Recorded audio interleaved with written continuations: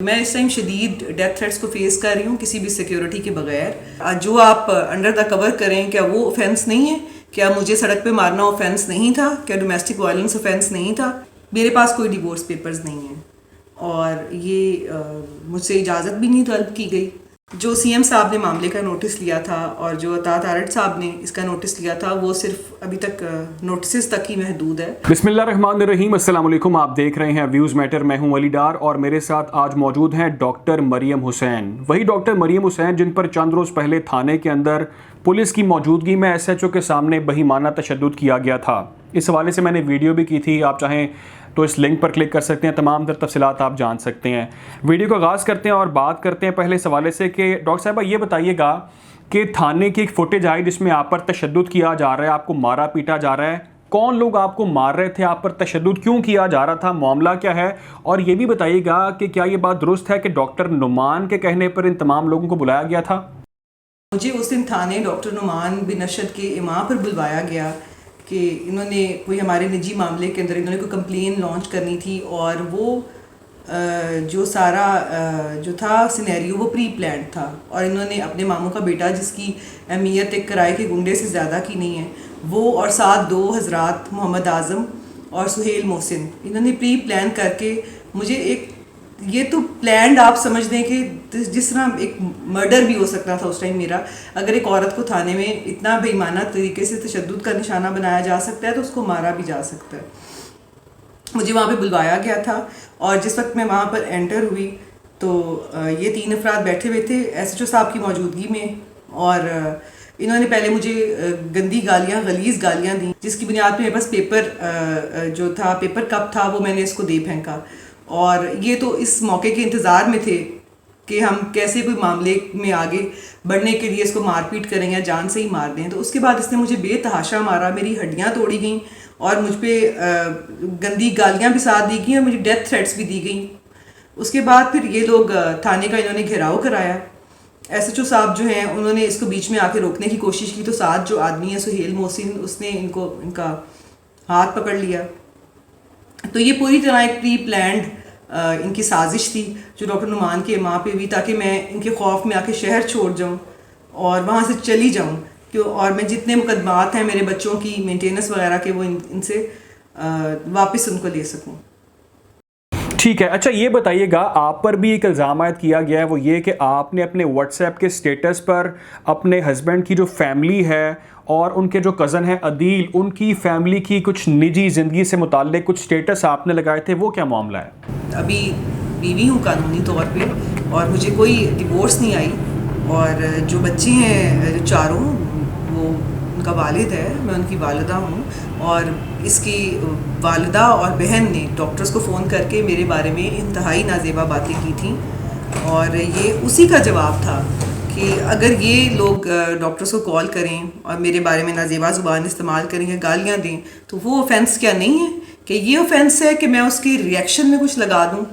और जो आप अंडर द कवर करें, क्या वो ऑफेंस नहीं है? क्या मुझे सड़क पे मारना ऑफेंस नहीं था? क्या डोमेस्टिक वायलेंस ऑफेंस नहीं था? अच्छा ये बताइएगा कि क्या ये बात दुरुस्त है कि आपके जो हस्बैंड हैं नुमान, उन्होंने दूसरी शादी कर ली और आपको तलाक दे दी है? क्या ये सारा कुछ जो आप कर रही हैं उसका रिएक्शन है?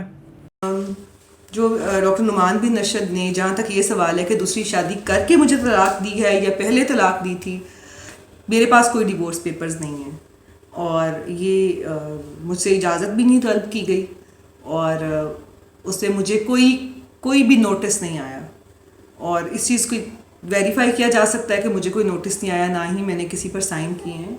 और मेरे अगर 4 बच्चे जो हैं उनको तकलीफ़ दी गई है, मेरी तीनों बेटियों को, मेरे बेटे को मेंटल टॉर्चर किया गया इस आदमी की तरफ से, तो एक माँ और बच्चों की तरफ से ये रिएक्शन तो बनता है कि मैं इस चीज़ पे एहतजाज तो कर सकती हूँ कि मेरे बच्चों का हक मार के, उनको ख़र्चा ना दे के, उनको घर से निकाल के और मुझ पे तशद्दुद करके, और अगला बंदा जो है वो अपनी खुशियाँ मनाता फिरे, तलाक याफ्ता दिखा के, बोगस तारीखें डाल के, और इन्होंने अपने आप को तलाक याफ्ता शो किया और अपने से 20 साल छोटी लड़की से इन्होंने शादी की। चलें, वो शरई तौर पे गुनाह नहीं है कि 20 साल छोटी लड़की से शादी की, लेकिन मेरे 4 बच्चों को इस आदमी ने डिसोन किया। मेरी बेटी का फ्रैक्चर हुआ, इस आदमी ने एक दफ़ा नहीं पूछा, और 3 महीने से टोटली राब्ता इस बंदे का उनके साथ ख़त्म था।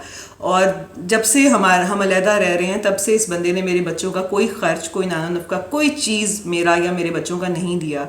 हम टोटली अपनी ओन पे सर्वाइव कर रहे हैं, क्योंकि मैं एक वर्किंग वुमेन हूँ। अच्छा डॉक्टर साहबा, ये बताइएगा कि पुलिस के रोल के हवाले से क्या कहेंगी आप? क्या पुलिस अपना रोल ठीक तरह निभा रही है इस पूरे मामले के अंदर? क्योंकि हमने देखा कि जिन SHO के सामने आप पर तशद्दुद किया गया था, उनको भी हटा दिया गया, सस्पेंड कर दिया गया। इस हवाले से क्या कहेंगी आप?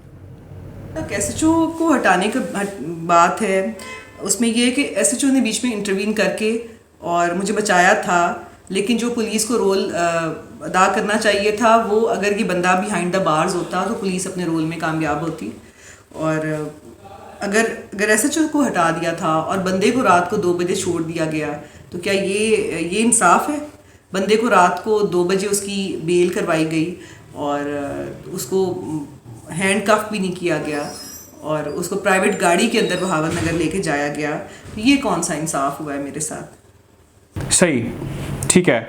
अच्छा, हमने देखा इस पूरे मामले के ऊपर CM पंजाब ने नोटिस लिया, IG ने नोटिस लिया, और अता तारड़ साहब का बयान भी सामने आया कि इस तमाम तर मामले को मैं ज़ाती तौर पर देख रहा हूँ।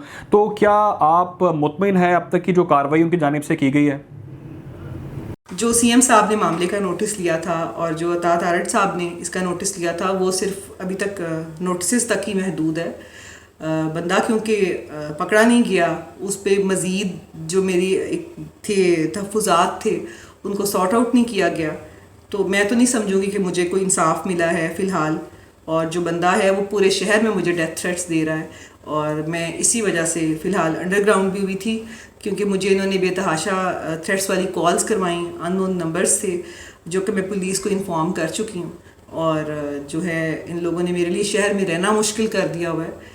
तो फिर ये नोटिस ही हैं, क्योंकि मुझे अभी तक कोई इंसाफ की फराहमी नहीं की गई। अच्छा, ये बताइएगा, ये बात की जा रही है, कुछ सोर्सेज बता रहे हैं जो मैंने मालूम किया इस हवाले से, कि जो आपके हस्बैंड के कज़न हैं जिनका नाम है अदील, जिन्होंने आप पर उस वीडियो में नज़र आप पर तशद्दुद किया है, क्या उनका ताल्लुक नून लीग से है? इसमें कितनी सदाकत है? ये जो वहाँ पर रहनुमा हैं, जो 2 MPs MNA, 2 MPs हैं और 1 MNA साहब, उनकी तरफ से अभी कोई क्लियर ऐसा बयान नहीं आया कि उन्होंने इसको सपोर्ट नहीं किया। जहाँ तक कि मेरी नॉलेज है, वो सारा कुछ इनकी पुश्तपनाही पर इसको सारे जितना भी इसको वहाँ पे मिला है, जो हिफाजत में इस टाइम हिफाजत के हिसार में है, वो उन्हीं की वजह से है। वरना एक मुजरिम इतना अरसा ऐसे नहीं घूम सकता। उसको इनकी पुश्तपनाही हासिल है, और अगर नहीं हासिल पुश्तपनाही, तो उनको अपना कोई मेरे साथ इज़हार यकजहती का बयान ज़रूर रिकॉर्ड कराना चाहिए था, जो कि उन्होंने बिल्कुल नहीं किया। ठीक है, अब ये बताइएगा कि आपका मुतालिबा क्या है, क्या चाहती हैं आप? और ये भी बताइएगा कि कानूनी तौर पर आप इस वक्त क्या चाह रही हैं?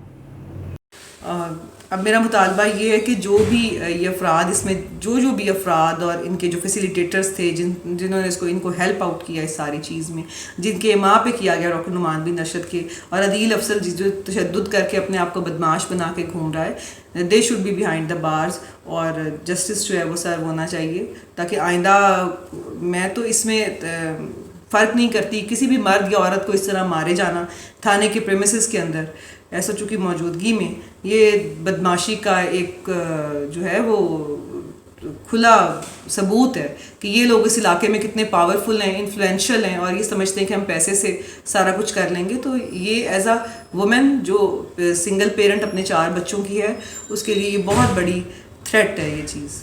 कि मेरी FIR इंतहाई वीक थी, उसमें जो शिकें मैं लगवाना चाहती थी, उसमें जो स्पेशल लॉज हैं वुमेन प्रोटेक्शन के हवाले से, या जो मेरा बाजू तोड़ा गया, हाथ तोड़ा गया, और मुझे जो चोटें लगाई गई, जितना मुझे मेंटली टॉर्चर किया गया, इमोशनली मुझे डैमेज किया गया, और जो मेरी हित्तक की गई, उन सब चीज़ों को ऐड ही नहीं किया गया, और उसकी इसको कोई सज़ा भी नहीं मिल रही।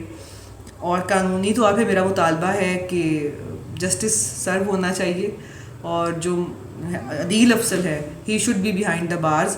डॉक्टर नुमान बिन नशद से इस चीज़ का हिसाब लेना चाहिए कि उन्होंने ऐसा क्यों किया, और उन्हीं के इमाम पे ही बंदे मुझे मारने आए थे। तो मैं इस टाइम शदीद डेथ थ्रेट्स को फेस कर रही हूँ किसी भी सिक्योरिटी के बगैर, और they should be behind the bars. मेरी जान को उस पर ख़तरा है। ठीक है, बहुत शुक्रिया। डॉक्टर मरीम हुसैन हमारे साथ मौजूद थी। उन्होंने तमाम तर मामला अपनी ज़ुबानी सुनाया और बताया कि वो इंसाफ चाहती हैं। हम कोशिश करेंगे इस अहम केस के हवाले से आपको इस तरह ही अपडेट रखा जाए। अपना ख्याल रखें, दुआ में याद रखें। अल्लाह हाफ़िज़।